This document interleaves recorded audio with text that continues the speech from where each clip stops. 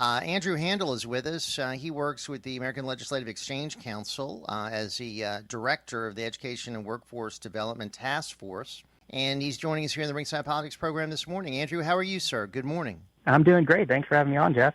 Yeah, my pleasure. So give our listeners a little information about ALEC. If they're not familiar with it, they should be. And tell us about it. Sure. Yeah, happy to. So the American Legislative Exchange Council is the nation's largest nonpartisan membership organization of state lawmakers. So we, basically what we do is we bring together our state legislative members and our private sector partners as well.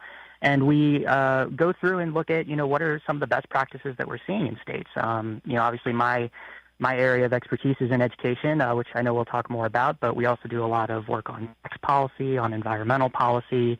And so what we do is we help give those lawmakers the resources they need to bring the best free market, limited government, and federalist principles to their states. So we're really excited to help with that. So you are involved in the Education and Workforce Development Task Force, and you'd been monitoring what's going on here in Louisiana during the session. And Louisiana became the 12th state to provide universal education freedom. The governor signed SB 313 into law, and it was known as the Giving All True Opportunity to Rise program, GATOR. And it allows Louisiana parents to send their children to schools that best fit their individual educational needs. Tell us more about it, Andrew. Yeah, definitely. Well, it's a really exciting program for Louisiana residents. So as you mentioned, Governor Landry just signed this into law last week. And it's got a couple of phases of eligibility, but in the final phase of the program, every single student in the state is going to be able to participate in this program. So, what that means is parents can apply and they can get access to a scholarship account. And essentially what's going to happen is the state portion of money that would have otherwise been spent to teach that child in a public school, it'll go into this parent-directed scholarship account where they can spend the funds on a variety of pre-approved educational expenses like tuition at a private school. It could be instructional materials, textbooks, testing fees, and even therapies for students with special needs. So it's a really exciting way to kind of put parents in charge and empower them, and recognize that there are plenty of students who their local public school is going to be the best fit for them, but there's also plenty of students where they might learn better in a nearby private school or a virtual school. And we want to make sure that all those different options are available to them, and that they can that the money follows those students. Now, Louisiana was already ranked 14th in the ALEC Index of State Education Freedom, and that was even before this legislation was passed, correct? Yeah, that's correct. Yeah, Louisiana was ranked 14th in our index last year. So, of course, that's a yearly publication. So with the passage of the LA GATOR program, that ranking is sure to improve. We've been seeing a lot of really good movement, not just in Louisiana, but in a variety of other states. You mentioned Louisiana just became the 12th state to provide universal education freedom. So, there's some really exciting trends there, and I'm sure that ranking will improve even more in our next release later this year. So some say that this is going to hurt public education, taking students and dollars away from public education. Is that true, Andrew? No. It's it's something we hear a lot about.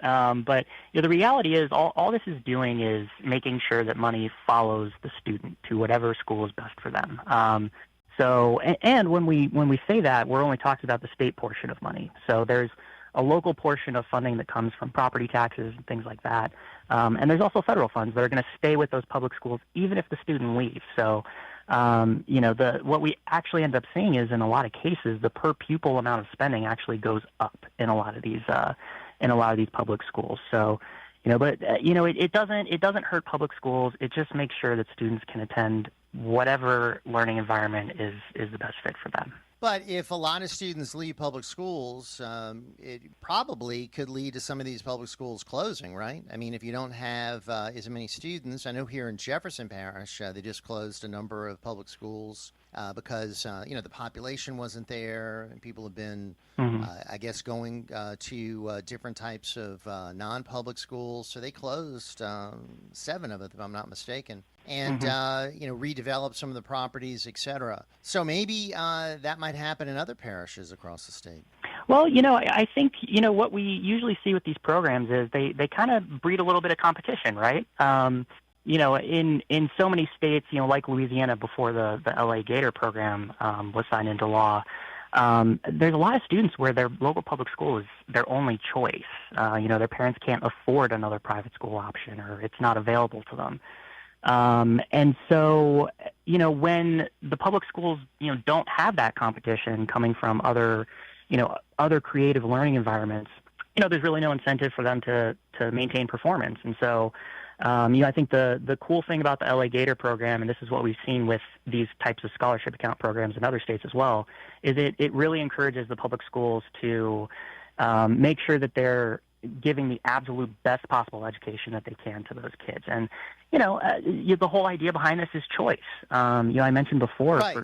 for plenty of families, their local public school is going to be the best fit for them. And, if the public school is performing well, then they'll continue to send their child to that public school, and we absolutely want that and encourage that. So just to repeat again, this is a school choice program. This is going to create state education savings accounts for low-income families. Parents will be able to use the money to send their children to private school. So it is a model that enables parents to use these funds to cover expenses such as tuition, instructional materials, even homeschooling costs. Now, other states have passed what they call universal school choice legislation, and this bill is a phased-in approach. Correct, Andrew? Mm-hmm. Correct, yeah. And some of those states do also take phased-in approaches as well. So according to the bill, during the first phase, students must come from a family with a total income at or below 250% of the federal poverty line. And then is the idea to eventually extend the eligibility universally? Yes, that is exactly the idea. So the program in Louisiana is going to contain 3 phases. So that first phase, like you just mentioned, has that 250% of the federal poverty level requirement. It'll also be available for students who were enrolled in a public school for the previous school year, and it'll also be for students who are entering kindergarten, who will be first-time students. And then phase 2 will include students entering kindergarten, students in a public school that prior year, and students with a household income at or below 400% of federal poverty. And then we get into that phase 3, which is what we were just talking about, and that's where every single student in the state is going to be eligible. And how long will that take, do you think, Andrew? Yeah, we're not sure. The legislation gives that authority to the Department of Education.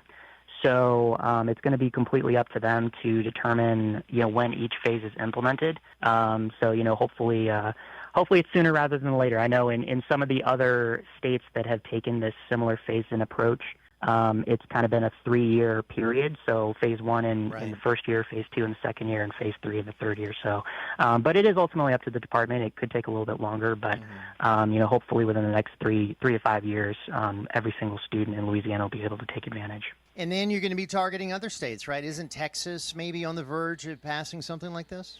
Yeah. Texas is definitely on the verge.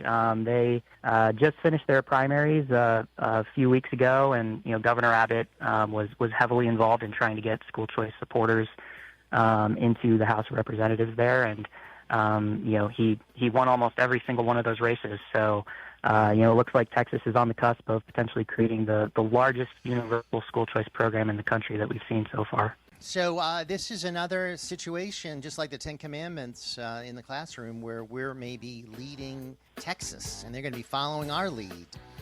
All right. Well, that's good. Andrew Handel, thank you so much. Appreciate the insight. Appreciate the work. We'll link to where people can learn more about everything you're doing over there at ALEC. We got a roll, though. Thank you, sir. We'll be back with a whole lot more right here on Ringside on WGSO.